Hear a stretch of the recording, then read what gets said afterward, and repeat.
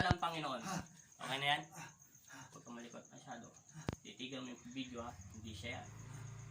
Bakit hindi mo kilala ang Panginoon? Sagutin mo ang tanong ko para hindi tayo mag-away ng maayos. Naintindihan mo? Opo, Sige. Kung hindi mo kilala ang Panginoon, tao ka ba? Opo, tao po ko. May galit ka sa Kanya? Wala po. Nainggit ka? Wala po. Eh, ba't hindi mo kilala ang Panginoon? Yan po. Niloloko mo ako? Oh, hindi po. Yan po, yan po. Yan po.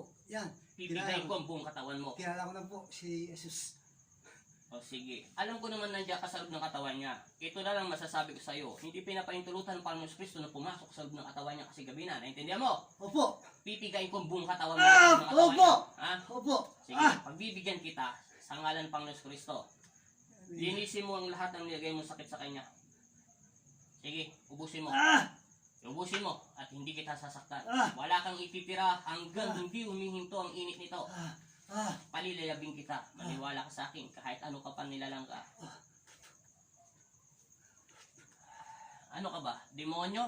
Kapre ka ba? Maligno? Kapre ano ka ba? Dewende o ano? Anong nilalang ka sa ilalim ng lupa o dito sa paligid ng mundo? Ano kang nilalang? Tao po, tao po. Tao ka. Opo. Magkapit bahay lang ganito? Hindi po. Malayo. Wala po. Sige, linisin mo mong katawan niya. Ubusin mo muna lahat. Simula sa paa lahat. Hindi na to ang taong kausap niya. Nakikisabay lang siya sa kanya pero pumapasok pa rin sa isipan niya kung sino siya. Ano ba pangalan ito? Sige. Huwag mo munang pakalaman ng utak niya. Naintindihan mo? Anong nilagay mo sa loob ng katawan niya? Ubusin mo. Ipagpag mo lahat ng sakit niya. Kailan to gagaling? Kailan? Ngayon po. Bilisan mo. Iinit niya. Maniwala ka sa akin. Ubusin mo. Lahat. Ubusin mo. May sakit ba to sa puso? Itong taong to? No. Ubusin mo. Lahat. Pati yung paa niya. Ubusin mo. Simula ulo. Itatapo mo sa lupa yan. Wala akong pakialam kung anong galit mo sa taong ito. Ang importante rito ay pagalingin to ng Panginoon Kristo. Kung may galit ka sa taong ito, wala mo na at hindi mo na kita alamin. Naintindihan mo? Opo. Lalaki ka ba? Babae? Babae po. Sige. Tanggalin mo. Lala ko. Tanggalin mo lahat yung nilagay mo sa kanya. Opo, May opo. gusto ka ba rito? Wala. May gusto po. Sige, tanggalin mo.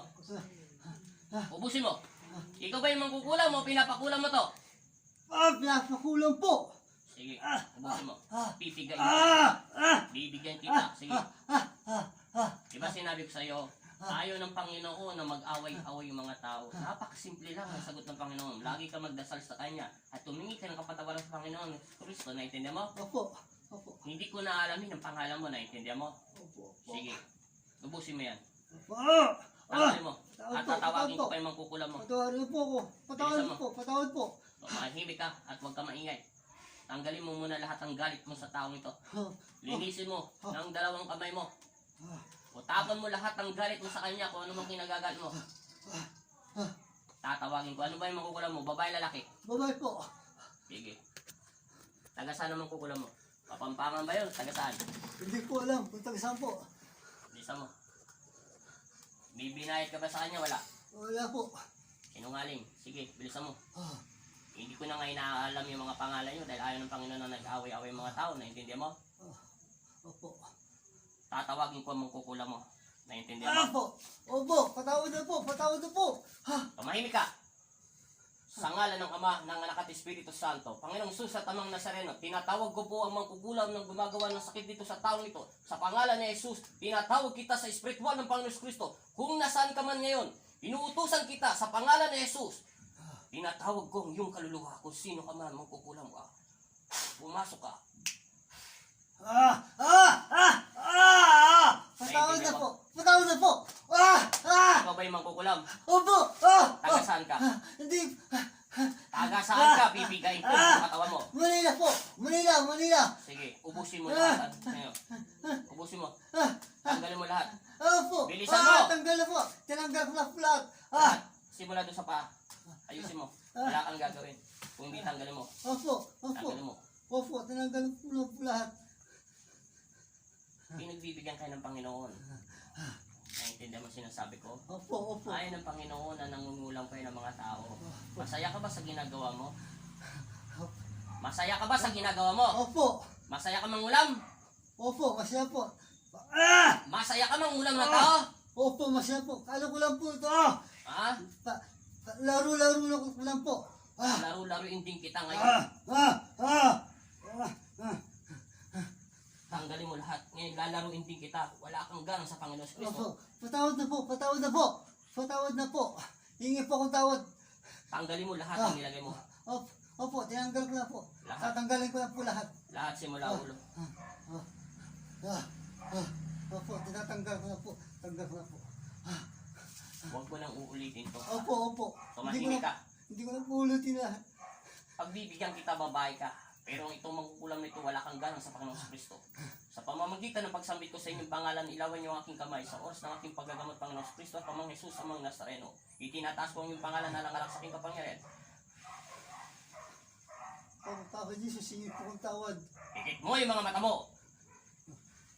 Hingi po akong tawad, Papa Jesus. Sa ngalan ng Ama, ng Anak at Espiritu Santo. Amen.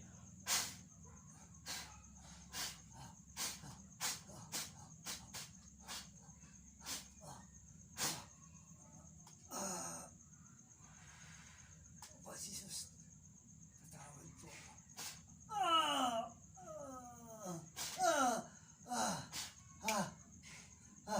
Gising.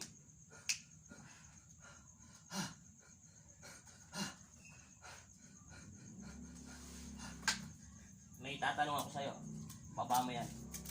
Gabi na kasi, kaya ayaw Panginoon papasok na may makukulang. May tatanong ko sa'yo. Alam ko naririnig mo yung mga sinasabi mo. Naririnig mo kami kasi hindi pinapasok ng Panginoon kasi gabi na. Ito lang masasabi ko sa'yo. Matinding galit ang pumapasok. Hindi mainit ang nilalabas ng krus kung hindi tumutusok, di ba? Ikaw, mayroon ka rin kasalanan. Una sa Diyos, pangalawa sa iyong pamilya at sarili mo. Ikatatlo, hindi ka nagsisimba. Ikaapat, gusto mo bang sabihin ko lahat sa iyo yung nilalabas ng krus doon sa pango? Ha? Di ba gano'n kasi hindi mainit? Mainit na parang pinapasok, pinuputol ang mga daliri mo, di ba? Pahalagan mo ang katawan ng Panginoon. Naintindihan mo? Uulitin ko sinabi ko sa iyo, hindi kita matutulungan kung hindi ka hingi na tao sa Panginoon. Pangalawa, naiintindihan mo sinasabi ko? Dumilat mo muna yung mga mata mo. Pakinggan mo muna ang sasabihin ng Panginoon Kristo. Humingi ka ng tawad sa Kanya upang siyang maggamot sa iyo. Pangalawa, galangin mo ang katawan niya.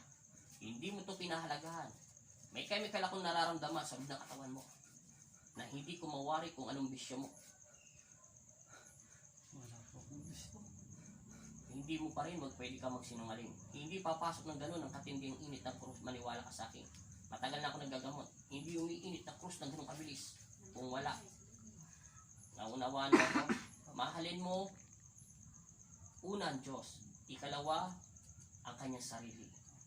Ikatatlo, yung katawan ay binigay sa iyo. Pangalawang pamilya mo. Kung bakit ka nagkakasakit, ang demonyong pumapasok. Meron demonyo sa loob ng katawan mo. Hindi pinapapasok ng Panginoon dahil magwawala ka. Pwede kong patanggal po. Di ba sinabi ko sa iyo, ginamot ka na ng Panginoon. Paano matatanggal ang demonyo kung ikaw ay babalik sa Panginoon? Ano ba ang pag-ibig ng Diyos? Di ba? Kung magagalit ka, kung ano-anong iniisip mo, hindi matatanggal ang demonyo. Alam mo bakit? Dahil naiiral sa iyo ang takot. Pero kung magtitiwala ka sa Diyos, tinanggal niya na yun. Ano ang pakiramdam mo ngayon? Mahal na itong katawan ko. Itok-tok mo yung paa mo. Lakas. Huwag mo na tanggalin yung tsinelas mo.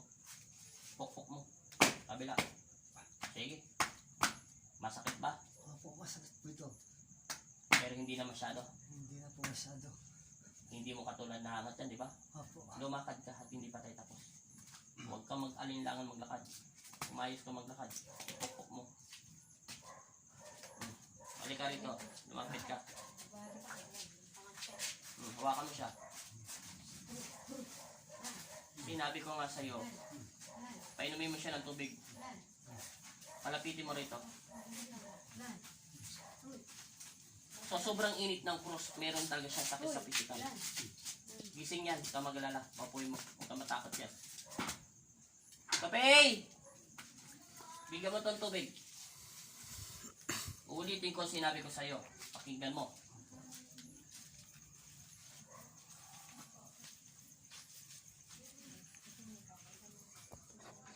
Pantay na ang daliri mo. Wala na yung tao. O, pantay na yan. Silipin mo maigi. Pero ito lang masasabi ko sa'yo. Kailangan mo pumunta sa doktor. Naintindihan mo sinasabi ko sa'yo. Di ba yung una nila pag sa'yo yung course umiinit? Doon, yung unang-una dito. Walang sugat yan ha. Walang galos yan. Opo. Kahit tamaan mo ng camera yan. Di ba? Wala. Opo. Pero hindi kita iniibig yan. Kahit ipiting kita, kahit ginawa ko na sa ibang tao yan. Umiinit talaga ang cross kung mayroong sakit ng tao. Kailangan mo pumunta sa doktor at makainom ng gamot at kailangan mo makatulog. Alam mo bakit? Meron kang sakit sa physical mo katawan. Oo. Kaya nga po hindi ako nakapagpatingin eh. Wala po kayong pera. Anong pangalan mo? Arlan Kiambaw po.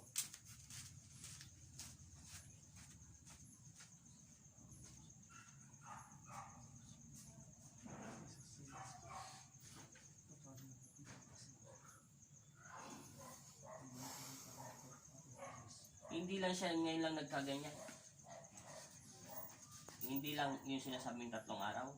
Yung sugat po yung 3 araw. Yung sugat lang po. Oo, pero yung itsura niya hindi lang. Isang taon na po. Oo. Hindi lang. Kalahati lang muna.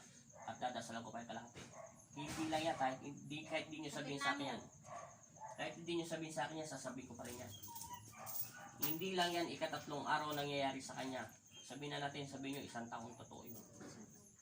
Nagkaganyan yan kung ano-anong ginagawa niya sa katawan niya.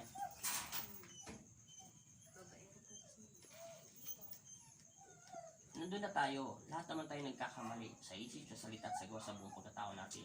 Handa pa rin naman ang Diyos ay magpatawad.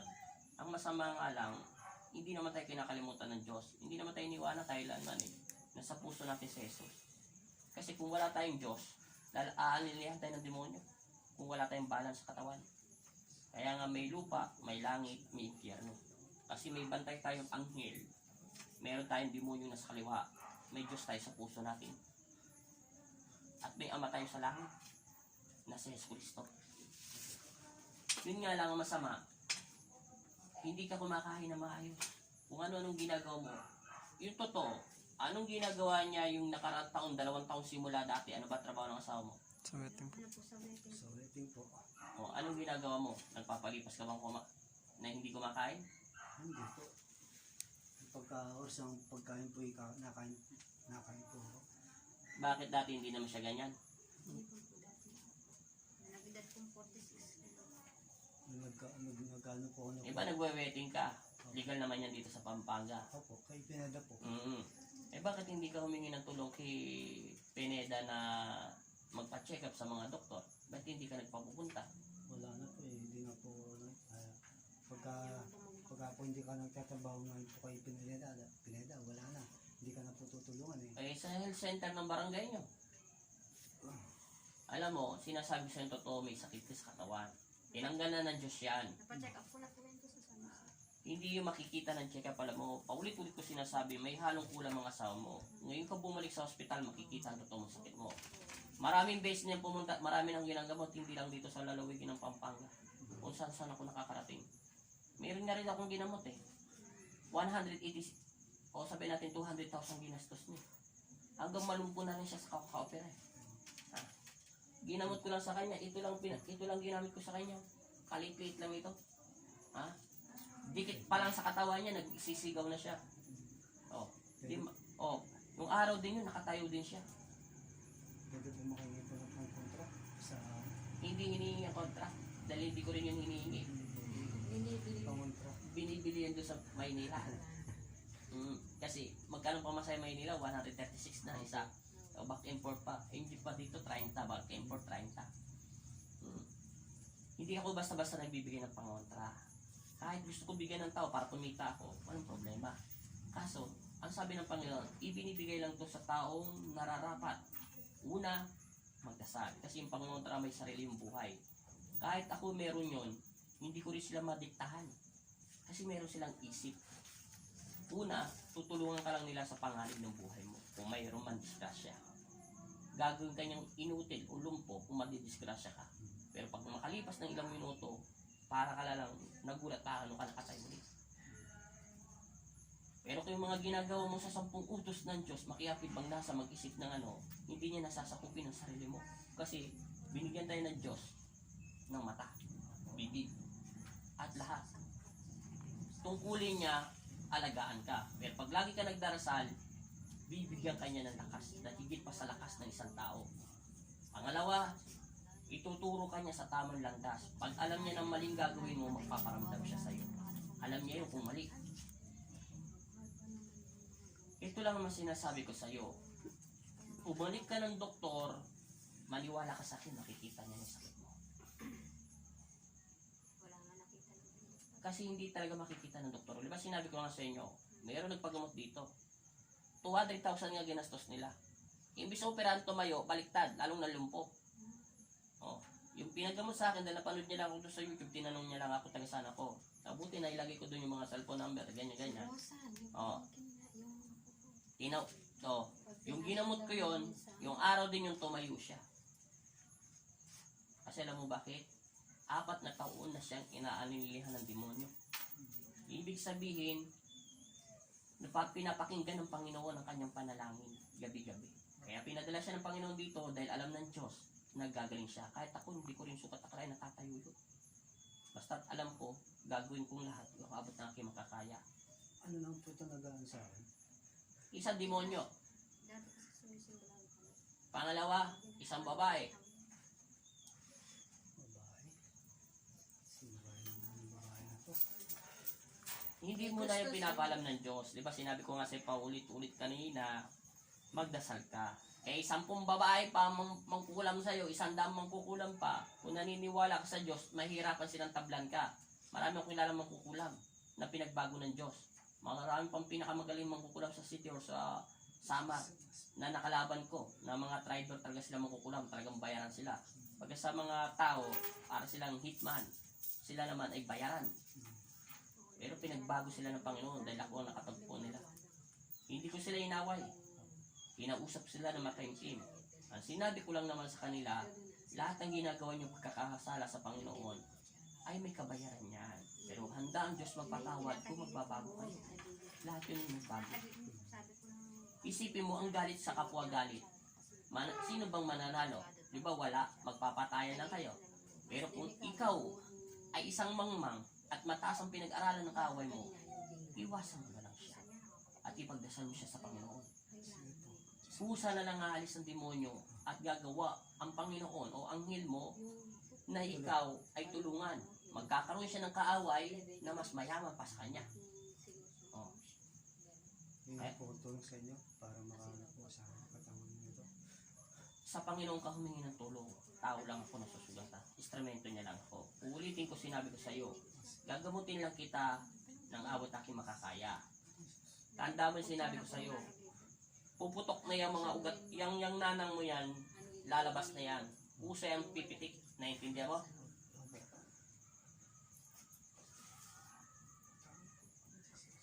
Humingi ka ng katapatawaran sa Panginoon. Akin na yung dalawang kamay mo.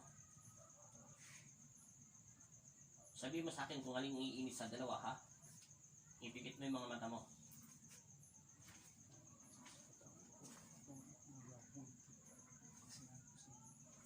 Kung anong man nagagawa, hindi mo sinasabing kung ano man nagagawa. Lahat ng tao may kasalanan. Patawarin mo ako, Panginoong Kristo, sa lahat ng aking nagagawang kasalanan, sa isip, sa salita, sa gawa, sa buong pagkatao ko. Hindi kung ano man nagawa kong kasalanan. Kahit ako, instrumento niya o isa niyang pinili manggagamot, hindi ko rin sinasabi yun. Dahil tao rin ako. Minsan, nakakakita rin ako ng tao na malaswa ang suot. Nasasabihan ko rin walang gana sila sa Panginoon. Ibig sabihin, ninusgaan ko agad sila. Masama pa rin yun. Pikit.